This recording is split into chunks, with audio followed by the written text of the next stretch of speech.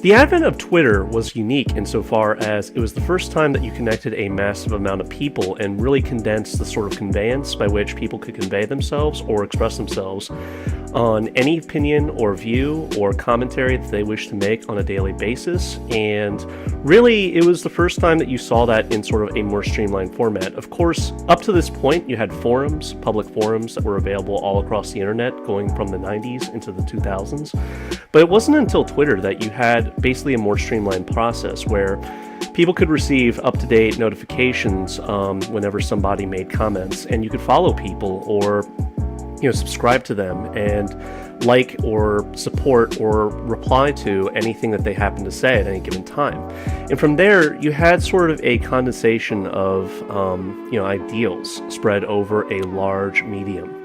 And I say that insofar as, the 140 characters or less. I think it was slightly less when Twitter first came out because really, it wasn't intended to be long-winded posts as you see on some YouTube comments or forum posts. It was supposed to be very condensed, very concise, very streamlined, and occasionally people would break the sort of mold by basically replying to the same tweet over a long string of tweets. And it was supposed to be like a set that you could read, from start to finish and follow. And sometimes people would get very intricate with that and number them.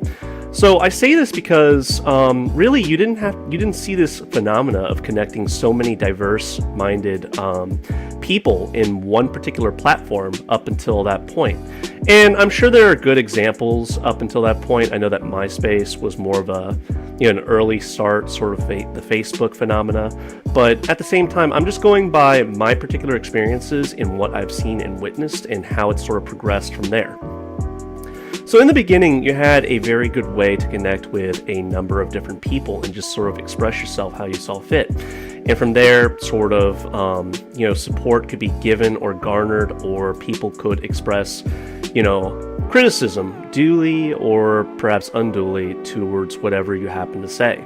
And from there, obviously with political discourse, it has always been like an omnipresent thing, but it didn't feel as so until it was really the 2016 election that it became much more heated. Of course, under the Obama years, you have points of contention. People don't really appreciate certain ideologies or opinions that people share as being problematic, be you from the right or left. But at the same time, there weren't attempts at doxing of information or basically smearing people's good name for any particular person until that point in time. I mean, of course you had, unique instances between the, late 2000s going into the early 2010s and onwards, but you didn't see that on such a mass scale until later. But I'm getting slightly off topic. Returning to the topic of hand, the simple premise that I'm trying to convey today is how does social media feed into the phenomena known as echo chambers. For those of you unaware, an echo chamber is basically any platform or congregation or group by which the opinions shared by the group are basically they're just shared. It's a mutually understood orthodoxy that is spans all of the adherents or congregation members. I liken it to like a church. But basically, there's little room for dissent. Of course, there's going to be small disagreements here or there, but by and large, people on the more important issues, whatever is taken as fairly important, people are more or less in agreement. And you see this phenomena happen on right and left, and all points in between. Now, why is this problematic? Well, to develop as an individual, you're going to have to challenge, your abilities, and your abilities to think rationally and critically are just one of many abilities that you currently possess. I mean, I guess a good example is, you're not going to get very far if you eat junk food and, sit on the couch all day. If you want to win like a marathon, or if you want to climb a mountain, or if you want to do something that's truly extraordinary, you're going to have to prepare. You're going to have to gain the physical fortitude by which to scale that mountain or to run 5 miles. And you're not going to get there by doing nothing. And,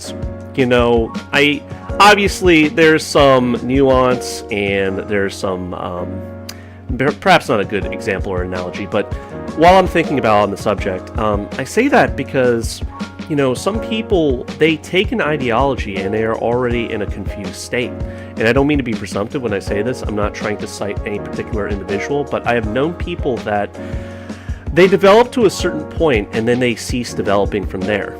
So you're surrounding yourself, and I say that, hypothetically, you're surrounding yourself with a number of different people that are basically yes men.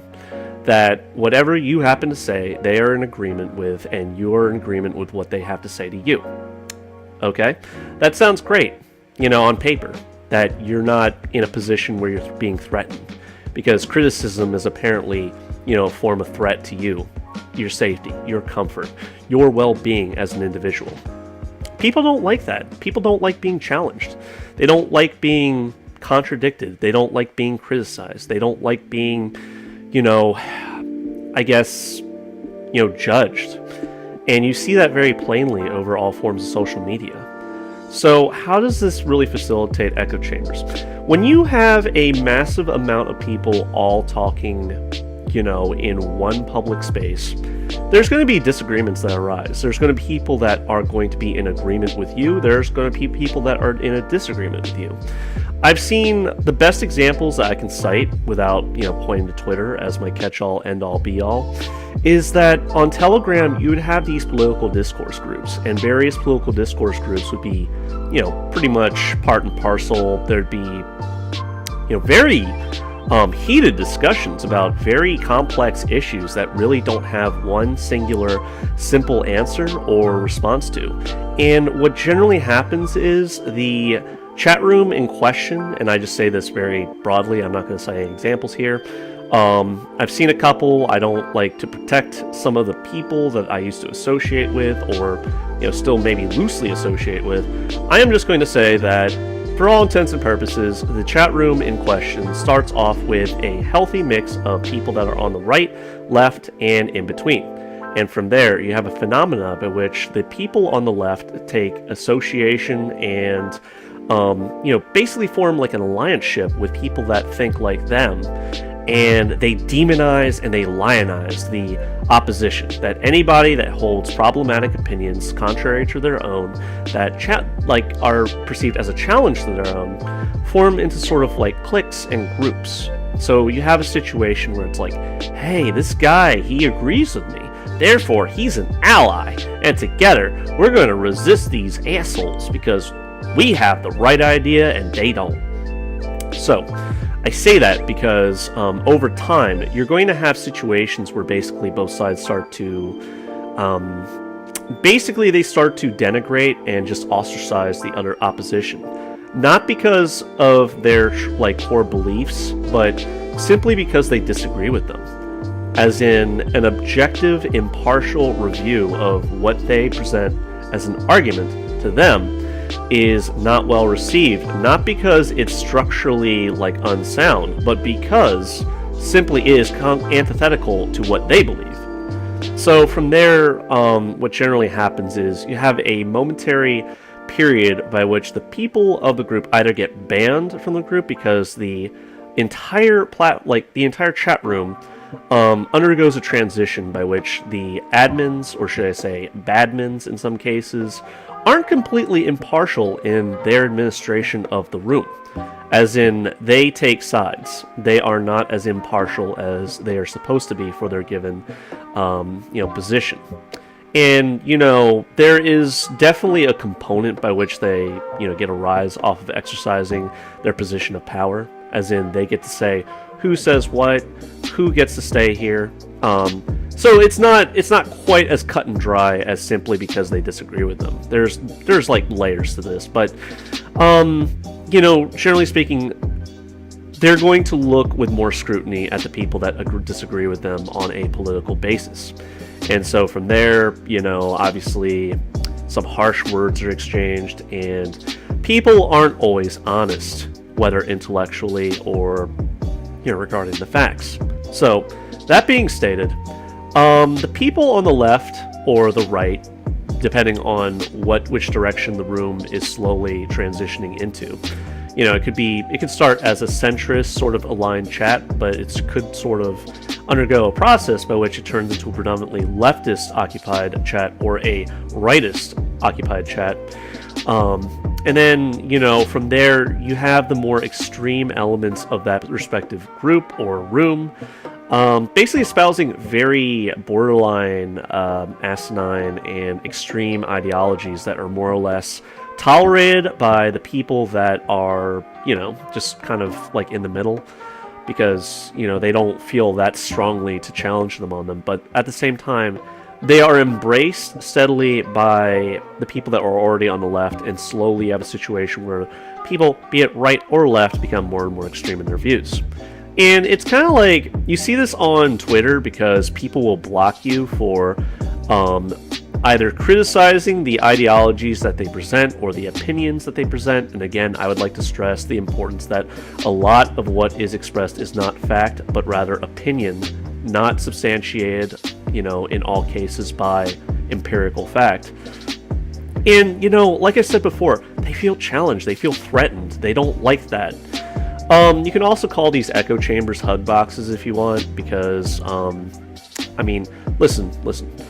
I think we all have some form of a hug box. We hold association with friends, and we like certain people, and we surround ourselves by friends that are basically, I go by the terminology, the phrase, birds of a feather typically flock together. And I say that because it's true, for all intents and purposes. Of course, you're going to have people from all walks of life that come together, and it's not going to be unilateral for all cases, but more or less, the friendships that you hold today, that the people, the associations that you hold with other people, are more or less, you're going to be, more or less in agreement with them. And that's fine. That is fine.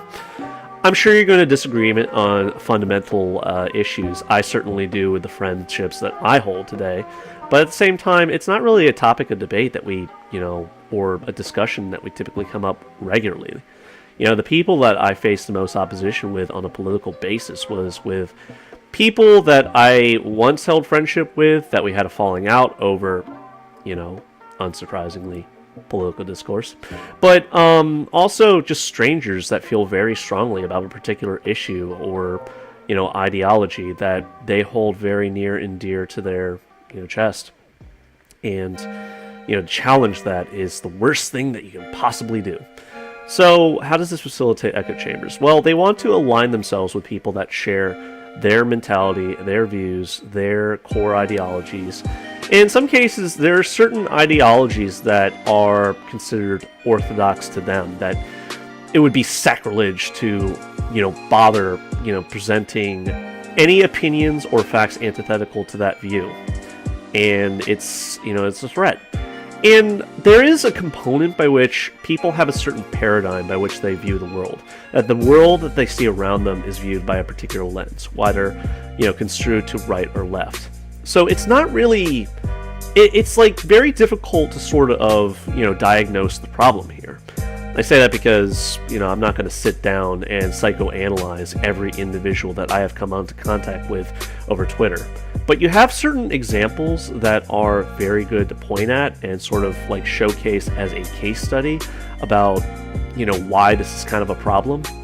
So, the facilitation of echo chambers from, I guess, basically it's like a vicious cycle, The people, whether right or left, are going to get burned by either side, and they're going to go off and form their own little groups and communes and come together and basically espouse the same ideology and hold in agreement with everybody in that respective group or association or congregation or what have you. And basically, they're going to see the other side as the enemy. And when you see the other side as the enemy, it's bound to escalate. Now, has it escalated that badly? Not really. I mean, you don't see, massive acts of violence between... I'm talking about in regards to the furry fandom right now. You don't see, massive acts of, violence, but there are certainly threats of violence, and there are certainly, allegations that somebody, when they said something, meant something far worse than what they might have actually meant. I see it as a problematic situation insofar as you're setting up a standard by which the situation is not going to de-escalate. It's going to keep escalating and, you know, going up and up and up and up and up. And eventually, somebody might do something stupid, you know, really stupid, as in, like, try to punch somebody in the face or, you know, heavens forbid, you know, set them up for failure. You've already had situations where people, merely for doing something or saying something, were threatened with doxing or threats of violence. So, you know, these days, threats of, like, death are, you know, part and parcel being part of the furry fandom. And I'm not saying that ironically, because if you remember correctly from my last video a long time ago about MFF, dude, there was a guy that brought a fox to a furry convention, and people were calling threats of violence to him out of, like, you know, concern for well-being for the fox. And it's just like, yo, I appreciate that you care for that fox's well-being over the simple, you know, like, luxury of having a fox at a furry convention, but don't take it out on the dude. It was a dumb decision, sure, but, you know, don't feel like, you know, compelled to attack the guy, you know, beyond maybe some harsh criticism and strong words. But anyway, so you have a situation where people become hyperbolic in what they see. Seemingly innocuous things are going to trigger people and are going to set them off, and they're going to go full priss and bravado after certain, like, individuals that might have not even been a part of whatever topic of discussion or discourse was being discussed that got them to that point, but they're going to feel the full brunt and, I guess, ire of an entire group of people that are, you know, thinking like a certain way because they think that their way is absolutely correct and proper, and that anybody contrary to that belief is automatically, like, worse than dirt and they deserve to be attacked for it. And you see this with the social justice movement. I'm not going to try to adopt the Gathoric's mentality that everybody that disagrees with you or presents a, you know, criticism is a social justice warrior. But I do feel like the ideology of the social justice movement as a whole, it started with noble intentions. If you want to know where the social justice mantra began, it started with the teachings of Jesus Christ and basically the ideals that you showing virtue and kindness and trying to seek out justice for the ails that have been wrought upon the people that can ill stand for themselves, that shouldn't be confined to one or two individuals. It should be a group effort. It should be something that society takes upon its shoulders in basically fostering a better, more conducive, you know, society by which to live. Unfortunately, it's been slightly adulterated by, I guess, problematic thinking, maybe bad logic. So I'm not saying that the movement as a whole is, like, you know, ideologically bad, but certain elements of social justice have gone way beyond what should, you know, be the case, you know, compared to what they could probably be doing. As in, they could probably be doing things better. And I think an example of this is, if you remember the Occupy Wall Street movement, you got to see the worst aspects of humanity condensed in the camps that were occupying Wall Street, quote unquote. And what happened was, I got to see, you know, the Occupy Wall Street movement a couple years afterwards. I remember being at a Goodwill, and, you know, I was just looking through the record section. I happen to like old 70s music and old 80s music, and, you know, I saw these people dressed with blue t-shirts and khaki pants and, you know, boots, and, I struck up conversation with them. I'm like, hey, what's up with the getup? Is this like a new uniform or something? And I was treated to a nice little history lesson about how they were actually affiliates of the Occupy Wall Street movement, and that ever since the movement sort of fractured and, you know, billowed into the wind, that they decided that they were going to, you know, take up a new sense of purpose by doing volunteer work and basically trying to improve the respective communities geographically where they came from, and, you know, try to work towards a better tomorrow. I'm like, you know, that's definitely something I can get behind. It's a nice thing where something that was deeply unpleasant for a little while turned into a good thing, and that would be pretty awesome if the social justice movement could do that, you know, as a whole. But I'm getting off topic. I apologize. This whole video was supposed to be just off the cuff, what I was thinking about how social media facilitates echo chambers. You're setting a precedent by which anybody that disagrees with your current, ideologies is an enemy or an ist. You apply labels to them to describe them as being a horrible person. And you know what? Maybe they are. Maybe they are.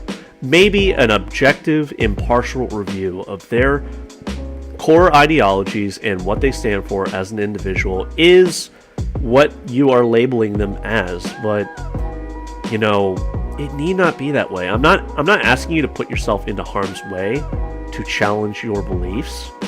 But I am saying that ground your beliefs and have a real sense of commitment and, belief in what ideology you espouse.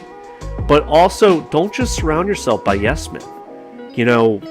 If diversity is truly the thing that you're trying to stand for, why not diversity of opinion?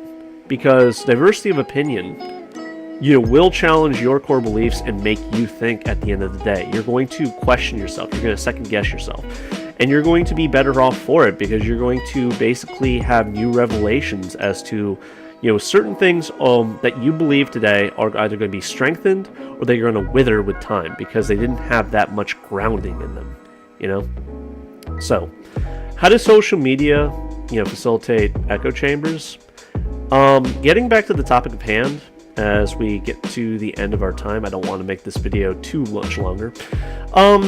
So there are tools that you have that you can employ. You can block people, you can report people, you can reply to them and leave them nasty, mean comments, or, do criticism for what they say. I'm not saying that criticism is a bad thing per se. Hell, people criticize me all the time. I try to take it in kind, but sometimes maybe I don't think that the criticism is worthwhile or valid to what I'm trying to do. So you have a phenomena by which people will deplatform other people simply for disagreeing with them. And that's basically exacerbating the problem. That is basically setting a precedent by which anybody that disagrees with the mob is, a target by which they need to be deplatformed and not be validated as an individual. And so you have a situation where these blocks form. I say block like a voting block, like BLOC. These blocks form, they are all beholden to the same ideology or certain trends, and you have the mob mentality take over. When the mob mentality takes over, people get drowned out in the mob, a lot of innocent people that weren't even affiliated with certain things, get caught up in that, and they get, attacked for it. That shouldn't be right, People should be able to espouse their ideology, in whatever shape or form they wish to. And yes, a lot of people have extremist ideology. There's certainly some racist, bigoted and discriminatory individuals, but they are not confined to right or left. They are both sides of the aisle.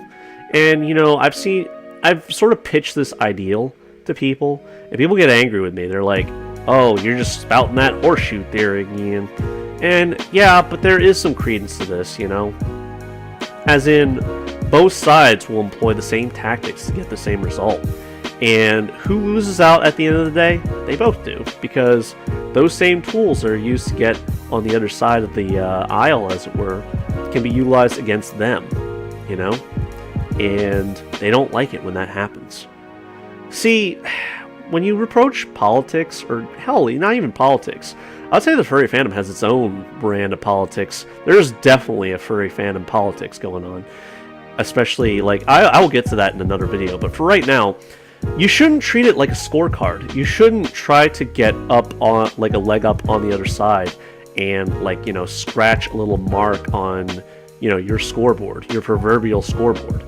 That shouldn't be the end result. If you are truly beholden to your beliefs, the scoreboard's not going to matter, You shouldn't seek self-validation by gaining some arbitrary arbitrary victory day in, day out. It's going to be a lifelong endeavor on your part. And you have a lot more power than you know, whether for good or for bad. So, as far as, facilitation of echo chambers, maybe don't block everybody that happens to disagree with you on one or two things. If they are truly a vile, hateful, bigoted individual, hey, it's on you. you have full reign and choice to heed my words and do what you want. But, sometimes the seemingly innocuous things that people say, it's innocuous. It has no threat or ramification to you. And in saying that, your beliefs stand to be challenged.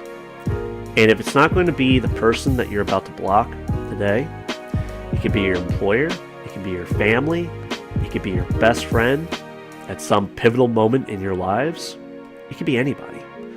But you're going to have to be prepared. And if you're not prepared for it, you're going to choke up. You're going to retreat into your quote-unquote echo chamber. You're going to retreat into your safe space to seek validation from other people. And you're not going to grow as an individual for it. Anyway, I think for right now, I want to build on this subject later when I have my thoughts, more organized. I started writing an article about this, but again, nobody reads articles anymore. I'd rather create it into a vlog, and that's why I did. So, till next video, guys, take care and peace. Read a book, challenge your beliefs, try to look into the other side, and at least have a conversation with people that don't always agree with what you have to say.